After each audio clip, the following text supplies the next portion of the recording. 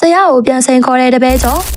အာဆင်နယ်နဲ့မန်စီးတီးတို့ကြားကပြိုင်ဆိုင်မှုဟာအရင်ကတလောက်ထိပြင်းထန်ခဲ့တာမဟုတ်ပေမဲ့မီကယ်အာတီတာတရားမန်စီးတီးကနေထွက်ခွာပြီးအာဆင်နယ်အနေပြဖြစ်လာခဲ့တဲ့နောက်မှာတော့အင်္ဂလန်ဘောလုံးလောကရဲ့အရှိန်အဟုန်ပြင်းဆုံးပြိုင်ဆိုင်မှုကြီးတစ်ခုဖြစ်လာခဲ့ပါတယ်။အာတီတာဟာတစ်ချိန်ကပတ်ကွာဂျီယိုလာရဲ့ညာလက်ရုံအဖြစ်မန်စီးတီးရဲ့အောင်မြင်မှုတွေကိုအတူတည်ဆောက်ခဲ့သူဖြစ်ပေမဲ့2019ခုနှစ်မှာအာဆင်နယ်ကိုပြန်ရောက်သွားချိန်ကစလို့အရာအလုံးပြောင်းလဲသွားခဲ့တာဖြစ်ပါတယ်။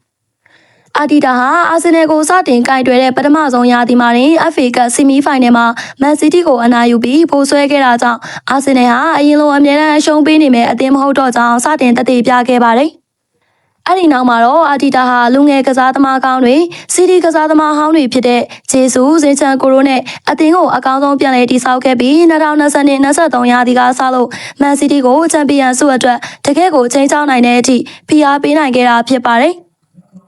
အခုဆိုရင်ဒီပြိုင်ဆိုင်မှုဟာခင်မင်းရင်းနှီးတဲ့ပုံစံမျိုးမဟုတ်တော့ပဲကွင်းထဲမှာဟာလန်နဲ့ဂါဘရီယဲတို့ရဲ့ထိပ်တိုက်တွေ့မှုတွေပရိသတ်တွေကြားကအခြေအတင်ဖြစ်မှုတွေနောက်ဆုံးမိနစ်သွင်းဂိုးတွေနဲ့အနီကတ်တွေအထိတကယ့်ကိုအကျိတ်နဲ့ရှိလာခဲ့ပါတယ်။အကြီးမားဆုံးပြောင်းလဲမှုကတော့အာဆင်နယ်ဟာမန်စီးတီးကိုလိုက်မိဖို့စ조사နေရတဲ့အဆင့်ကနေအခုဆိုရင်မန်စီးတီးကတောင်အာဆင်နယ်ရဲ့ကစားကွက်ကိုတန်ပြန်ဖို့ခန်းစစ်ဖြူတွေတုံးလာရတဲ့အထိအင်အားချင်းညီမျှလာတာပဲဖြစ်ပါတယ်။